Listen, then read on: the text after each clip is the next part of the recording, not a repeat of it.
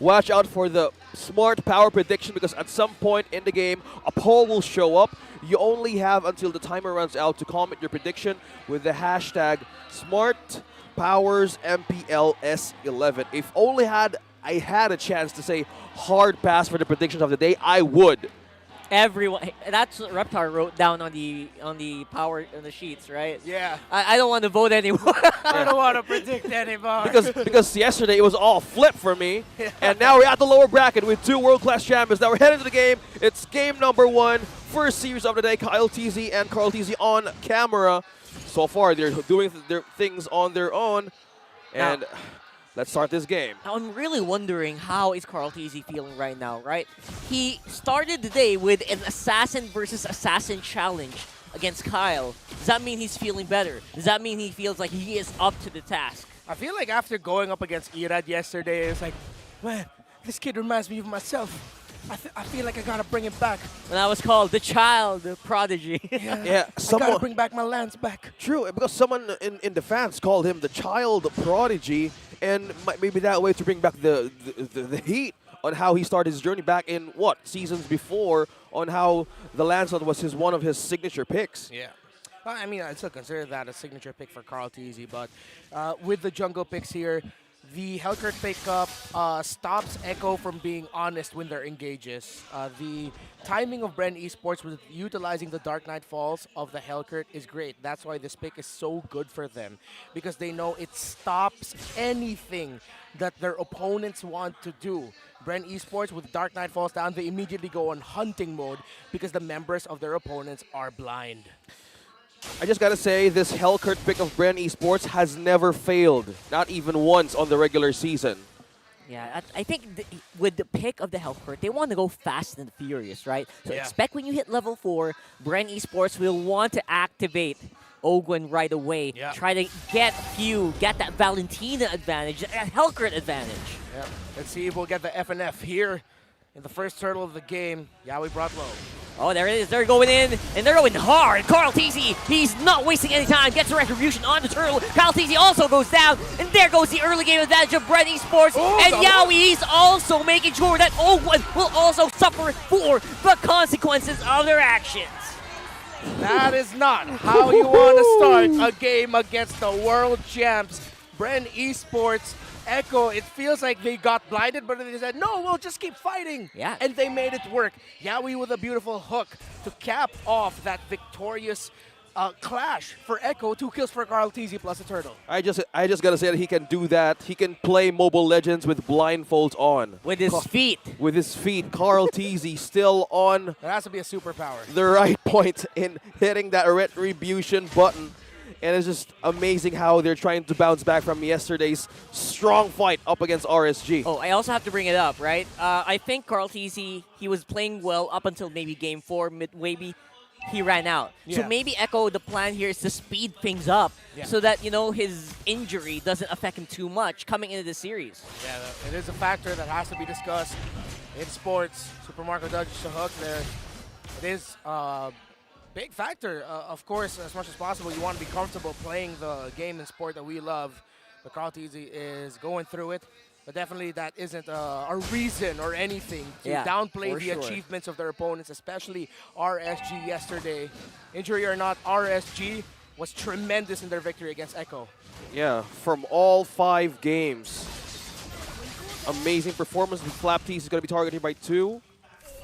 Up top, Sanford and Carl TZ backs away. Yeah, you read yesterday, by the way. He made a lot of fans. I was reading the comments. Definitely, yesterday. man. Man, that was a beautiful game. Just have to bring that up. Like, I didn't hide it. Like yesterday, Kyle TZ, Irad made a big fan out of me during that cast. Yeah. And as Flap TZ and Sanford duke it out here, this is what we expect from that glue Lapu-Lapu matchup. Now we look at the positioning of the roamers and the mid laners as Echo is drafting a pick-off focused lineup with Benny QD sticking a little bit closer to Sanji and or Yawi. And this is why BREN Esports just backs off. After the loss they suffered earlier, they decided we're just going to give the second turtle of the game. That's going to be a free one for Echo. So key item pickups, Demon Hunter Sword has already been built up by the Hellcurt of BREN Esports. Now, and this is why the Hellcurt pick is unique in this situation. Up against a dive comp, when you're much closer to your opponents, the effects of the blind isn't as bad That's why Echo are confident to fight even with the Dark Knight Falls up. But if Echo drafted a lineup that had something like an Eve or a Farsa, they would have to retreat and recover just to avoid it.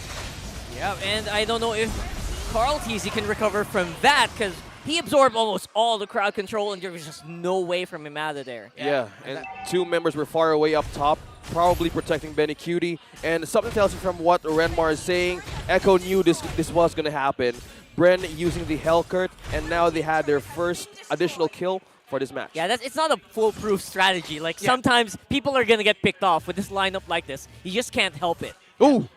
Saved by the bell. He was also going to be peeked by Sanford there. Really close. See a play by Yawi inside. You're just trying to get information here. What Ogwin did earlier, by the way, that's just good familiarity of your opponent. Recognizing the situation that the pathing of Carl TZ's Lancelot would lead to where he would be.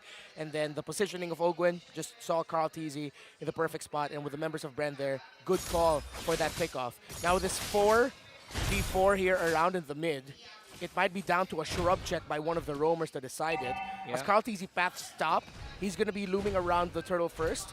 But Hellcurt's next buff will be the purple buff, so we might see a big one there. But Echo seems to be going a 4-1 swing leading up to the turtle. Oh, that's a flicker committed by Yawi, and they are chasing down Super Marco. Help is very, very far away, but with the right usage of the flicker, he's able to make it out just in time. What Super a call. Marco. Super Marco, man. He is athletic. Athletic is one of the ways that you can describe it. That was a clean escape. It was actually very smart, right? His pathing was excellent. Oh, and Gwen. speaking of excellent, look at that beautiful engage by Owen, but it's not enough to stop the goal. What? What? Carl TZ. What a retribution play there. And he was the one who was picked off there by Ogwin. He got stunned, Tyrant's Rage, Tyrant's Revenge, but once he used that Thorn Rose, he had a perfect calculation where to hit that button. Who got picked off by who? That's the question. He's like, I got picked off? No, I'm picking you off. Oh, that's that guy got picked off for sure. And Caltese will not actually be able to defend that turret. And gold is just coming in to Echo non-stop right now for the past few minutes. Yep, and there is no turret destroyed from top to bottom, and as of this moment, it's only the mid for Echo. Higher defense now. They're trying to push BREN. Another grab from Yawi. And Yawi just relentless in taking each and every member of BREN Esports that he can find on the map. Franco Bea Cadeta. That is one of the recipes for a sure pickoff. Oh, come on! Yawi! He's just finding everyone that he wants. Okay. Oh, and I don't think BREN's taking that sitting down. I think they are mad. I think they want to go, but there's just no stopping that. Yawi using that flicker even with the flicker forward. You don't usually see that from a Franco, but he's gonna have to fight it around with Ogwin. Caltese with the Dark Knight Falls. They're trying to isolate down to Sanji, and they are able to do that just like that. That's a double kill for Sanford, and the 4-man Echo on mid is looking really, really good, although Sanji does go down. Echo are responding really well. Right now, what we're seeing is just a game dictated by the two roamers and mid laners of each team. The roaming mid 3. Oh, there goes Flap. What a pick. Yet again, Flap was just trying to clear minion waves. So the Echo game plan. Wait, Yawi, is your ultimate up? Yes, let's go. Yeah. Pretty much. He bites everything who's near. Ultimate out, and Echo secures more of the possibilities of a threat from a Hellcurt. Kyle TZ on this Hellcurt could be on some of a challenge how to put up against Echo right now. It's working so well for them, and the gold is just being equalized maybe a little bit with some tower takedowns, but overall, the late game of both teams are actually also pretty good. Yeah. And it's interesting because this is a draft where the Fanny was non-factor up until the second phase. So Echo, it felt like they were the ones who dictated this draft with how they picked it. Again, when it comes to lineups that are good for pickoff and dives, for myself, I disagree with a Hellcurt pickup. If they were up against, again, an artillery mage, would have been great. but the Hellcurt is just so punishable, and highly likely that before he can get the silence off, or he does get the silence off, he'll be lacking the burst, and he'll be the one bursted in turn. Well, speaking of silence and getting that burst on that C Halberd second item, something tells me a flicker in from Yawi. There it is. Like you said, Echo's game plan.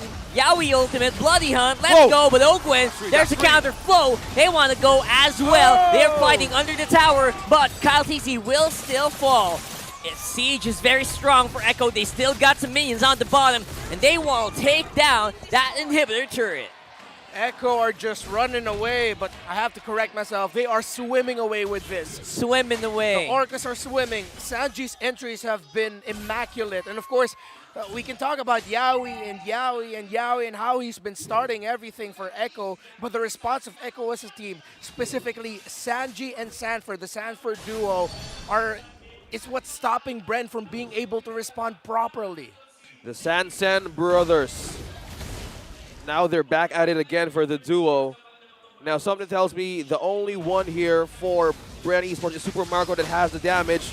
And they're going at it again. Echo's looking for someone being isolated here. Look at that. Yawi trying that. to hook. Oh, there you go again. He hits the mark. Flap TZ was hooked, but he will survive. Kyle TZ on the back. He slows down the attack, but Echo will still be up on the front. Yawi again almost making his mark. My heart. Said that again.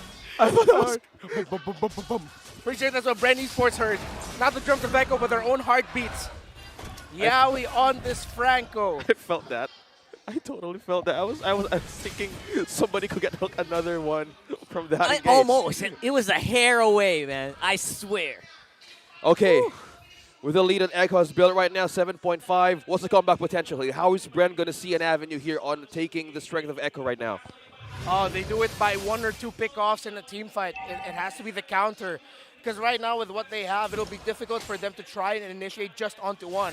Echo will be able to quickly get in to where that pickoff attempt is happening and just respond. See, BREN Esports can't even get to Echo in time to stop the board. That was so close. That's easy, using the ultimate just in time.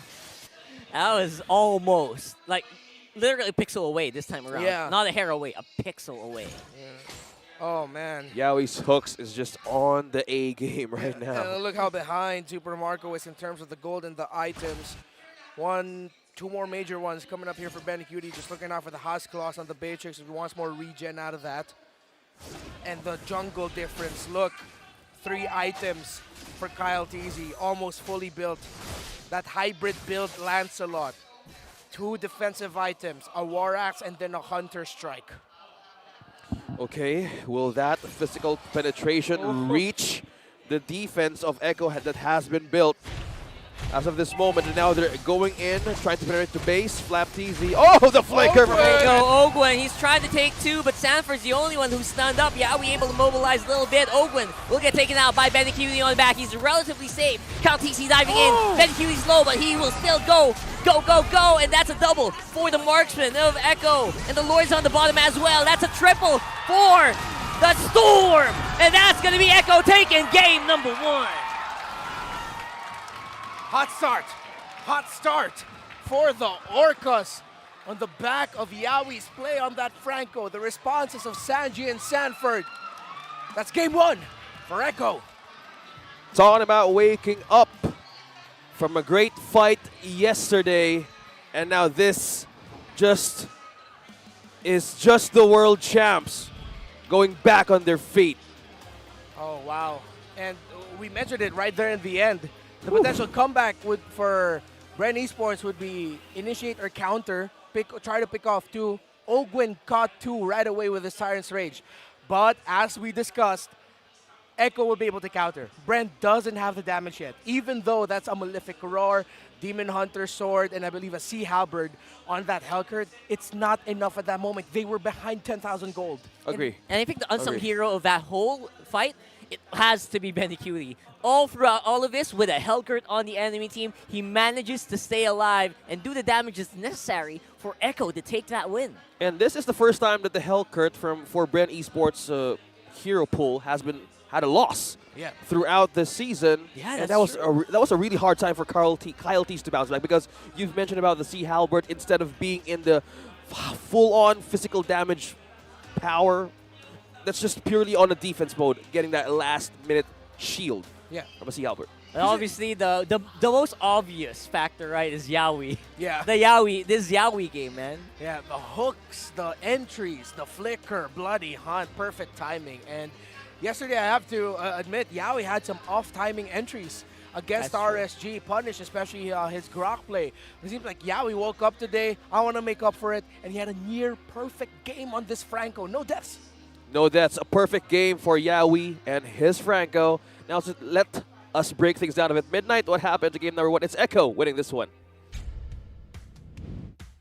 Maraming salamat, casters. And I would say this battle of game number 1 was a comfort setup for both sides, pero nagwagi ang comfort ng Echo. Now, why is that?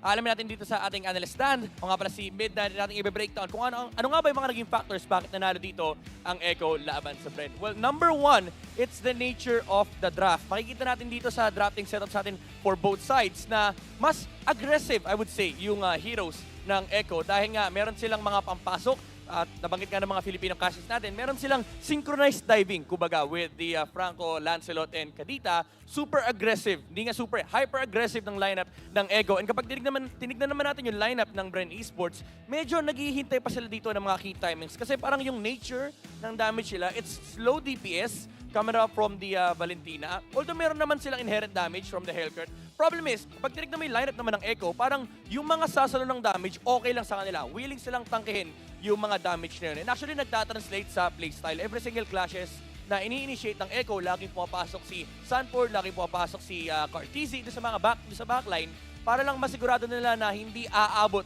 yung BREN Esports if gusto nila mag-re-engage. So parang na-limit din yung teamfight initiation ng BREN Esports, kasi parang ang nangyari is, ang setup na lang na pwede sa kanila is Ogwen coming in with a Flicker Tyrant's Revenge. Pero again, same story dahil nga pinapasok sila nila Cartesi at pati na rin ni Sanford every single time. Again, makikita natin dito sa ating post-game statistics na kulang talaga yung damage output ng BREN Esports dito. And ang ganda rin na naging itemization ng Echo, lalo pa rito kay Cartesi. Gustong-gusto ko yung ginawa niya rito na bumuo siya ng Hunter Strike din. Kasi ang idea sa lineup nila is yung initial burst. And ang maganda sa Hunter Strike is nagbibigay na siya ng damage, meron na siyang physical penetration, and meron pa siyang movement speed. Meaning, kapag nagamit niya na yung 5 hits niya, meron siyang panglabas against BREN Esports. And importante yung movement speed kasi BREN Esports, they picked up this Hellcurt specifically to counter these heroes na gusto pumasok. Actually, ideally, yung mga heroes ng BREN Esports, lahat sila ay nagpapunish ng mga heroes na pumapasok and then pumapalya. Kapag tinignan nyo, pinik ng BREN Esports yung Valentina into a Kadita,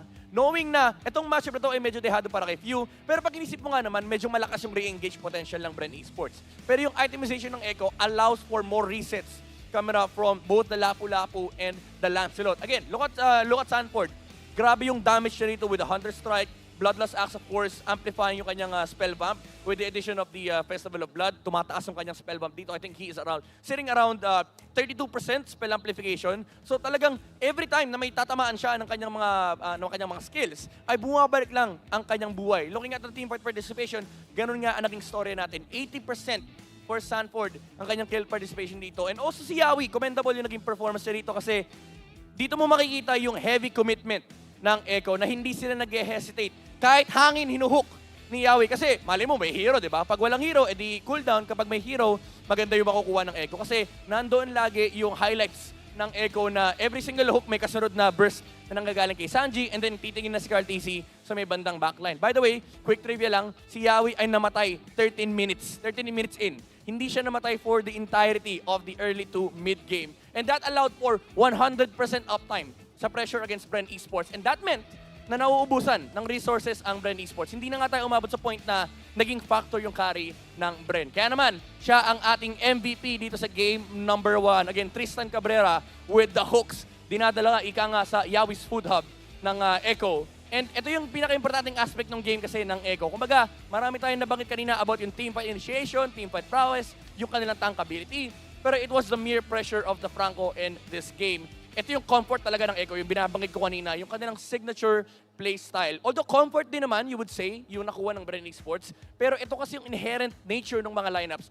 ito yung, pag sinabi natin nature ng lineups, yung nature ng lineup ng Echo is, ideally, dapat aggressive ka. Kasi ito yung ginagawa ng mga heroes. And to think about it, walang masyadong pang-counter against this Franco ng early game. Kasi kahit sabihin natin may Kufra na pwedeng tumalon, may Terrify na nanggagaling kay Valentina, so what? It is a setup, it is an attention attracker for Echo para makapagbigay ng space kay Sanji na mag-burst down ng mga heroes. And also, it allows for more eyes towards the roamer of Echo, and that means more space for Carteezy and Sanford to have an amazing access sa backline. Kasi lahat ng hero ng BREN nakatingin kay nakatingin kay Yawi. Kahit si Kyle TZ, napapatingin na rin sa Hellguard. Kasi even if gusto niyang gamitin yung kanyang Dark Knight Pulse para mahuli niya si BeneQt, the thing is, yung positioning ni BeneQt, chill na chill siya. Relax na relax yung gold laner ng Echo. Hindi siya nagmamadali.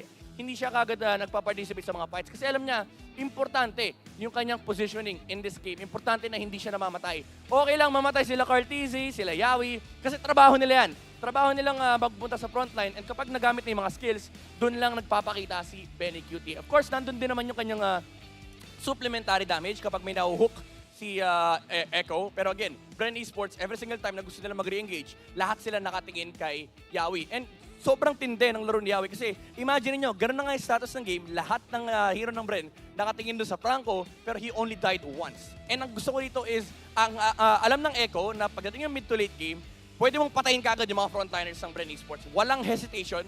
Pag nahook nila si BLACKLIST, talagang binaburst down.